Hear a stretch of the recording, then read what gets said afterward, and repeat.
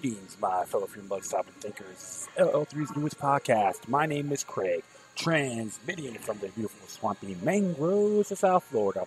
And today's date, Tuesday, January 31st, 2017. Yeah, some interesting stuff has been happening. Of course, conglomerate rhetoric and all that good stuff, and protesters being infiltrators and so forth. What else is new? Well, I am at CJ's Java Lounge, located at 400 South 1st Avenue, Suite 1 in Fort Lauderdale, Florida, right along the New River. Pretty cool stuff, and lots of things are happening, but I'm just going to go to the basics without all the anxiety and fear, and even the pros and cons of Donald Trump. But this one here, a lot of people agree on, regardless if you like the man or not. Let's start off right now with by Peter Lee from newsbuds.com. It says here, TPP is now even deader than ever thanks to Trump. Donald Trump issued an executive order withdrawing the United States from the TPP on January 23rd. He was predictably roasted by the liberal sphere, not because Trump was cruelly dashing the cup of globalized prosperity from the lips of the thirsty American worker. Matt O'Brien, who styles himself the economic wonk at the Washington Post, admitted the TPP was DOA as effective trade policy. Instead, he wandered over the geopolitical patch and flayed Trump for unilateral disarmament in the face of China. In this link here, Donald Trump has forfeited his first fight with China. An alternate title might have been, Donald Trump, how dare you not drag TPP's corpse to Asia? That's the question. O'Brien fessed up that the economic impact of TPP of the United States will probably be negligible. An estimated 0.23% bump in the annual national income Trade Commission report he cites also says the real GDP would rise by 0.15% by over 2032 over the non-TPP baseline projection. Consider this. The margin of error in U.S. quarterly GDP calculations is around plus minus 1.3%, which means any TPP gains are within the margin of error. So there's a justification for a TPP beyond providing further opportunities for aggrandizement by transitional corporations, one that might interest John Jane Q. taxpayer. O'Brien claimed the TPP, though economically insignificant, was a potent anti-Chinese weapon. Maybe the real good reason to support TPP wasn't economics so much as geopolitics. It was about keeping the economy foot firmly planted in China's backyard and writing the trade rules so they couldn't. If this sounds like a less quantifiable benefit, well, that's because it is. Indeed, the Obama administration was able to sell the murky economic benefits of the secret TPP regime, started playing the China card in 2016 as the ratification struggled approach. Ashcroft, for instance, has famously styled TPP as the equivalent of another aircraft carrier. I got my doubts about that less quantifiable benefit. The idea that the PRC, the largest economy in the region, could be successfully faced down by a so-called higher standards trade bloc wasn't too likely, especially since the PRC, which is a People's Republic of China, was promoting its own low standards trade regime. The RCEP, sorry about that, or Regional Comprehensive Economic Partnership, as the Asian nations were lining up to join both TPP and RCEP. Money talks and standards walk, in my opinion. To support his assertions concerning the TPP as a geopolitical weapon, O'Brien made this jaw-dropping statement. Trade agreements were still a way to not only open up markets, but also reward countries for reforming their economies like we wanted. Okay, interesting there, huh? As Paul Krugman argued at the time, that was why NAFTA made more sense than any economic model would have told you. If we rejected Mexico's liberalizing government, it might have collapsed and an anti-American one could have taken its place. Paul, Matt, Exactly. I say this, Delegate Uncle Thompson, New World Order. Thank you, gentlemen. Oh, Bill Clinton in 1993. You didn't tell me we went through all that. NAFTA political trauma just propped up the PRI government of Mexico. When he signed NAFTA, Big Dog told me NAFTA means jobs, American jobs, and good paying American jobs. If I didn't believe that, I wouldn't support this agreement. I believe that NAFTA will create 200,000 American jobs in the first 2 years of its effect. I believe that NAFTA will create 1 million jobs in the first 5 years of its impact. I'm guessing that O'Brien's stalwart defense of TPP is as a useless trade pact is informed by the undeniable reality that NAFTA turned out to be a useless trade pact. The LA Times ran a piece on NAFTA that stated that specific gain attribute to the NAFTA as opposed to China and other global factors wasn't much. After the 20th anniversary of NAFTA, the Congressional Research Service concluded that the trade agreement's effect on the U.S. economy was, on the whole, relatively small. An earlier Congressional Budget Office report, released a decade after NAFTA, estimated that the accord added probably more than a few $1 billion or a few hundredths of a percent to the annual U.S. economy. So if trade pacts are pretty much useless, pretty much the only Trump-bashing justification is a geopolitical one of rewarding reformers. Unfortunately, O'Brien appears to misrepresent Krugman's support for NAFTA. Krugman did not by any means regard NAFTA as a brilliantly conceived geopolitical masterstroke, more like a blunder that needed some papering over. What Krugman said in his 1993 Foreign Affairs article, O'Brien links to the uncomfortable truth about NAFTA was that NAFTA was economically insignificant and unnecessary, and the only reason to do it was to do Mexico's President Salinas a solid, which Salinas needed only because he climbed out on the economic limb and needed some help down. We can see with the benefit of hindsight that it might have been better if President Salinas had not proposed NAFTA, but it's too late to reverse course. The rejection of NAFTA by the United States would be a devastating slap in the face of Mexico's reformers. Nobody can be sure what will happen if NAFTA fails. The likely forecast is financial crisis for Mexico as investors realize that the success of reform is not guaranteed. Political crisis as Mexican populists like academic Carranza Soloranzo, who may well have really won the last presidential election, taunt the leadership with the way America rewards its friends. Well, hold that thought about a financial crisis and a political crisis.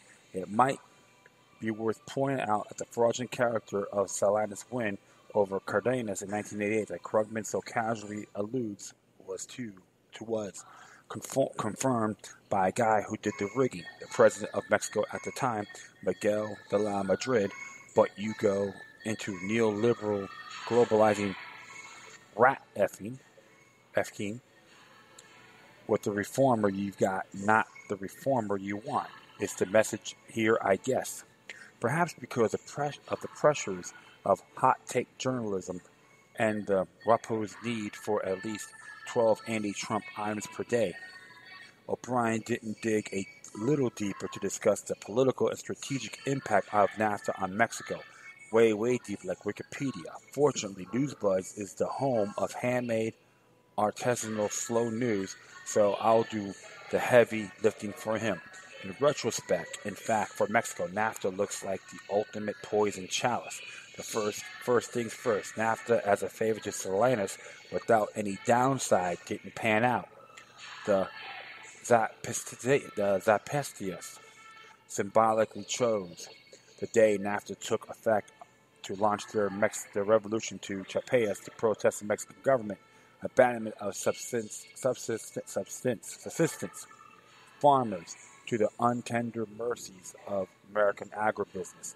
Salinas' hand-picked successor as president, Luis Donaldo Colosio, was assassinated allegedly because he was leaning toward invoking the rhetoric of understanding with the Zapatistas in order to overcome the social and political headwinds his campaign was encountering. In trying to manage the Zapatista challenge, in other words, Colosio was thereby pushing PRI Mexican politics too far to the left to please the anxious and angry conservatives around Salinas, if not Salinas himself. Well, maybe Salinas himself, with the Colosio murder allegedly sparking over a dozen collateral cover-up hits, perhaps orchestrated by Salinas' brother. Then Salinas bungled the binge-spend political campaign endgame in 1994 when he was trying to pump up the economy to put Ernesto Zedillo, the guy who stepped in for Colosio, in power to finance deficit spending. He had to sell bonds. No peso bonds, but bonds that were sold off in pesos and redeemed in U.S. dollars. Why? Oh, why? Why? Oh, why? Take it away, Wikipedia. This may have been a response to three important events that had shaken investor confidence and stability of the country. The Zapatista uprising, the assassination of PRI presidential candidate Luis Donaldo Colosio, and the assassination of Jose Franco Ruiz Maceo. Salinas' former brother-in-law, who was also in the Secretary General of the PRI, and whose murder was never solved during Salinas' presidency, even when Mario Ruiz Maceo, Francisco's brother, was the Attorney General and in charge of the investigation. And investors' confidence. Apparently, the NAFTA magic was helpless before the realities of Mexican politics and corruption and financial crisis popped up anyway. Salinas flinched from rising interest rates to protect the peso. The forex reserves emptied out. The peso lost almost half of its value in a week. As for the Mexican president that were living in the dream in NAFTA land, bringing in that good American stuff, now they had devalued pesos and the U.S. dollar debt and the world of problems. In 1995, inflation doubled, unemployment doubled, and the GDP fell by 6.2%. Infant mortality went up 7% because mothers had to work instead of looking after their kids. Hey, what a coincidence. Maybe it wasn't just Salinas. Not maybe NAFTA played a role. Liberalization of the financial system allowed foreign capital to pour in and inflate a bubble. A false prosperity that Salinas and the PRI politicians couldn't bear to pop. To keep on NAFTA's good side when things turned nasty, Mexico did not resort to capital controls to try to shield its economy, even as the hot money that poured into the economy post-NAFTA began giddy up, out of there. Critical scholars concluded that the 1994 Mexican pesos crisis exposed the problems of Mexico's neoliberal turn to the Washington consensus approach to development. Notably, the crisis revealed the problems of a privatized banking sector within a liberalized yet internationally subordinate economy that is dependent on foreign flows of finance capital. President Bill Clinton had to stump up $50 billion to rescue package for Mexico. Salinas himself, instead of basking in the thanks of a grateful nation who has far-sighted decision to pursue NAFTA, left Mexico for self-exposed exile in Ireland. In 1995, to dodge illegal and political unpleasantness relating to the collapse of the Mexican economy, a string of murders surrounding the Colosio assassination and the roles of his brother, Raul Salinas, in the misappropriation of at least $66 million in Mexican government money that ended up in Switzerland during Salinas' presidency. Take the money and run, huh? Here's a grace note from the Encyclopedia Britannica, not exactly a hotbed of leftist agitation concerning some more NAFTA blowback. In retaliation for Cardenas' outspoken stand against privatization and the North American Trade Agreement, both embraced by Salinas, the government targeted Cardenas and his supporters. Between 1988 and 94, about 500 activists affiliated with the PRD, Cardenas party, were murdered. Ooh, man, talk about tyranny. With this background, we can take a more informed look at O'Brien's assertion. If we rejected Mexico's liberalizing government, it might have collapsed, and an anti-American one could have taken its place. More accurate phrasing be, if we rejected Salinas' criminal enterprise, it might have collapsed and a democratic government could have taken its place. There you go. But it looks like that unflattering rephrasing gives NAFTA too much credit. By fueling the Zapatista rebellion, triggering a murderous split between rightist and reformers with PRI, and enabling the hot money meltdown that catered the Mexican economy. NAFTA didn't help Salinas. It made his job harder and, in fact, drove him into exile. Long story short, NAFTA was an all-around fiasco for Mexico. Far from averting a political crisis, NAFTA sparked a major ongoing insurgency inside Mexico that apparently led to the assassination of a leading presidential candidate and a campaign of political murder against opponents of the pact. NAFTA failed for a forestall and economic crisis. In fact, a poorly constructed liberalization contributed to an exacerbated Mexico's economic crisis in the 1990s. The reformer NAFTA was supposed to reward wasn't a reformer. He was an opportunist who saw the path to influence was giving the Yankees the neoliberal policies they carved. It could even be argued the main significance of NAFTA was that maybe it gave Salinas the political capital he needed to complete a campaign of murder, theft, and corruption, and postponed the day of reckoning long enough for him to drive the Mexican economy into a ditch.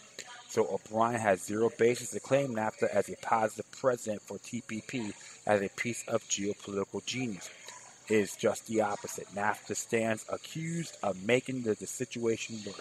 Maybe that the globalist definition is less quantifiable, benefit less than zero. Perhaps the message O'Brien got through the neoliberal jungle telegraph. But the current rationale for the TPP is to do a solid for Japanese Shinzo Abe like NAFTA was supposed to do for Salinas, without going into the messy and embarrassing details of the Mexican case. Japan, after all, was a cast for the role in Asia under TPP that Salinas played so miserably in NAFTA.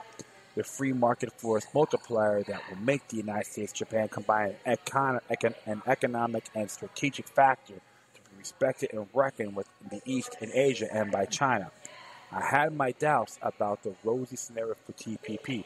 In Washington, with solid historical reasons, perhaps Abe is regarded as securely in America's pocket as Salinas was. But I think that's an accurate reading of Abe, his fraught relationship with the United States, and his strategy for securing Japan's economic and security position in Asia.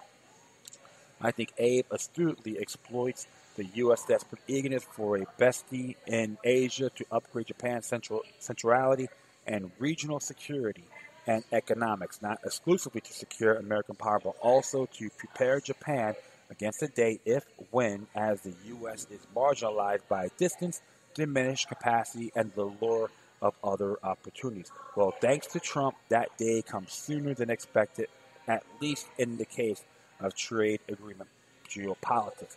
And if it means that we lost the opportunity for TPP to do a NAFTA on Japan, like what happened in Mexico, well, maybe it's a win for everybody. But as the record of the TPP is thoroughly swept away, what is becoming clear is how shaky the political, strategic, intellectual, and perhaps moral foundations of trade pact globalism really are. And he has a great point here, Mr. Peter Lee. So, and I have to agree on that because globalism does kill nations economically. NAFTA was a great example. But always a question when you got these trade agreements, which is really like pathetic, and they try to sell to us like it's good. Cui bono, who benefits? And I can tell you this: even Al Gore supported NAFTA. All right, and even Ross Perot was against it, but Al Gore supported it. That's why I called him out when he was at the that speech at that function up in Boca Raton, which it was at the Meisner Amphitheater about the so-called inconvenient truth. And I let everyone know he don't care about the American people. He's just another bend over Bob to New World Order. I supported NAFTA, GATT, etc. So you could thank, regardless if you like Trump or not, you could thank him for killing the TPP. But one thing for sure, my friends, we have to remain vigilant, period. And many people call it TPP, NAFTA on steroids. I call TPP the road to technocracy. All right, and I talked about this in the past on the economy and crisis, about the article from the economy and crisis on here, but I'm glad it got eviscerated. So you can thank Trump, like him or not. That doesn't mean he's going to be your buddy.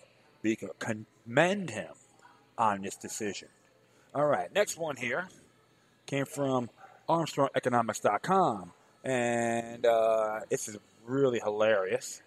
And this one's entitled, EU declares USA new enemy. The European Union's chief Brexit negotiator Guy Verhofstadt told Reuters that Donald Trump is part of a three-pronged attempt to undermine the European Union. His comments reflect just how deranged EU politicians really are, for they will accept no blame whatsoever for any of their own policies that are dictatorial in nature and have sought to start to federalize Europe while denying that was their goal all along. Verhofstadt told Reuters that the other two threats were radicalized Islam, which they themselves opened their own borders to accept with open arms, and from Russian President Vladimir Putin just said that Europe should stay together. Putin have warned that the EU will not be a global player as is. Verhofstadt actually claimed that all three parties were working against the progress of the EU project. The EU is doomed, and their own refusal to address the as autocratic, anti-democratic policies have sealed their fate. It was the U.S. that encouraged the formation of the euro in 1985 at the Plaza Accord, not the political surrender of sovereignty of all members to Brussels. And there's a little book on here too you can check out called Building the Foundation for the Next Greater European Economic Disaster. Martin A. Armstrong, the guy he wrote this. And I'll continue on here. There's a problem. The EU is blaming everyone but itself for its failures. That means that they are incapable of preventing the collapse, since they are in total denial that there is a problem. They deliberately establish a system whereby the European people cannot vote to change any politician, since they do not stand for election. Draghi has engaged in QE since 2008. It has failed for 8 years, but no European can get rid of him at the polls. That means the only was to bring about change is to exit the EU. Verhofstadt cannot bring himself to look in the mirror. We warned that this would be the outcome of the EU project back in 1996, for it was designed knowing that they wanted federalized Europe while denying that was their motive. We warned about the rise and fall of the euro back in 2011. We warned that the euro would fail and provided the Hamiltonian model as the answer to save Europe. The committee establishing the euro attended our economic conference in London. We have had direct contact, yet it has gone in one ear and out the other. It is easier to blame others and admit a huge mistake they made by themselves. Meanwhile, European politicians are deranged and believe they could win a trade war against the United States, USA, because of its strong economy. Not really sure what world these people are in, but it does not seem to be connected to Earth. Of course, when you got people, arrogant individuals that are Club of Rome sympathizers, they believe nothing's wrong. And you know what? In reality, they are out of touch. What happened to Brexit was great. I know other countries in there as well are thinking about leaving the European Union. But one thing you got to look out for, too, it may create a war. Lord forbid. All right? So you have to really observe those areas, too. However, these clowns, Club of Rome clowns, don't know from their elbow to their ass. So I say this, let the EU fall. Death to the Club of Rome. Plain and simple. All right. The next one here. I know I'm going pretty quick. So let me see. Yeah, this next one here is actually from Thomas De Lorenzo. And this one's entitled The Biggest Lie, the Biggest Big Lie Yet from the Soviet Poverty Lie Center. That's a question mark. I like this stuff. You know. And let's see what it says. It says, reads here, the president of the Southern Poverty Law Center, which I like to more accurately call the Soviet Poverty Lie Center, recently declared that Black Lives Matter is not a hate group. Okay, case closed. The Lie Center must have a very, very high bar to jump over in order to be labeled a hate group. A few days ago, at a Black Lives Matter riot, rally in Seattle, a designated speaker wearing a Black Lives Matter jacket, identified as a teacher, said the following: "We need to start killing people, killing the White House, burn it. White people, give us your effing money, your effing house, your effing property. We need it effing now. Reparations. And we need to start killing people, start killing the White House. Pay the F up, white people." These are the same people who carry signs saying love Trump's hate. Phew. And to think that the Soviet Poverty Lie Center once condemned the American Enterprise Institute for mainstreaming hate, for sponsoring a scholarly public debate on immigration policy, and convinced the Department of Homeland Security to issue a warning that anyone with a Ron Paul for president bumper sticker should be considered a potential terrorist. Could you imagine what the Soviet Poverty Lie Center would say if Oath Keepers or the Constitutional Party, which they have labeled as hate groups, ever said anything like this to anybody? And you're right, because there's one thing about the Southern Poverty Law Center. Their business is hatred and bigotry. Without it, they will go out of business. All right, I've seen that movie about how the Southern Poverty Law Center came out, and he tried to praise Morris D as the greatest man in history of the 20th century, a great civil rights activist, advocate. And when I started listening to his rhetoric about 25, 30 years ago, I started questioning him little by little. This man is very unmeritable. And even if you look at the potential terrorists around 2008, he named guys like Larry Pratt, Alex Jones, Ron Paul, and I can go on. So right there, that organization is unmeritable. All right, they are losing the information war. People are seeing right through these clowns. And even they talked about the whole thing going on with the Bundy Ranch, and they call the Bundy guys a bunch of haters and so forth and racists. Come on, you guys are the Southern Poverty Law Center are one of the weakest, most nefarious organizations out there. They are walking strip naked along with the group CARE, which is opposed to the Arab American relations, okay, and an Anti-Defamation League anchoring the ADL. They're all it's like yippee yapping yahoo, okay? Come on. These guys, I don't know why they're still out there, but they're being exposed left and right. Even the FBI stopped using them. I told you something. They are nothing more than blasphemous buffoons, okay? So do yourself a favor. If you're going to tell me the Southern Poverty Law Center is great, you better back it up. Because as far as I'm concerned, there's no more than a bunch of useless ass clowns that are trying to take your money and use you if you're a so-called victim of a hate crime just to benefit themselves. That's how I look at this. I love it when Thomas Dillon said the Soviet Poverty Lie Center. Absolutely. All right, finally, I get how to get a good laugh here. It's from the Sun Sentinel, came out by Kevin Spear. And it says here, Florida may require licensing for kayaks, canoes, paddle boards. Two fans of kayaking, canoeing, and paddleboarding, gliding along Florida waters is an expression of freedom to advocate a boating regulation reform. It is time to mandate licensing for small craft without motors. A citizen panel assembled a state boating authorities will meet in Orlando on Wednesday to explore what will become a path to adapt registration and feed for small boats powered by humans, wind, and currents. That sounds like a root canal for a paddler, said retired Coast Guard officer William Griswold, a member of the Non-Motorized Boats Working Group. A panel reported ultimately to the Florida Fish and Wildlife Conservation Commission. But we need to start to get a grip on how many of these boats are out there. Proposals for licensing Florida canoes, kayaks, and other motorless craft have surfaced in past years.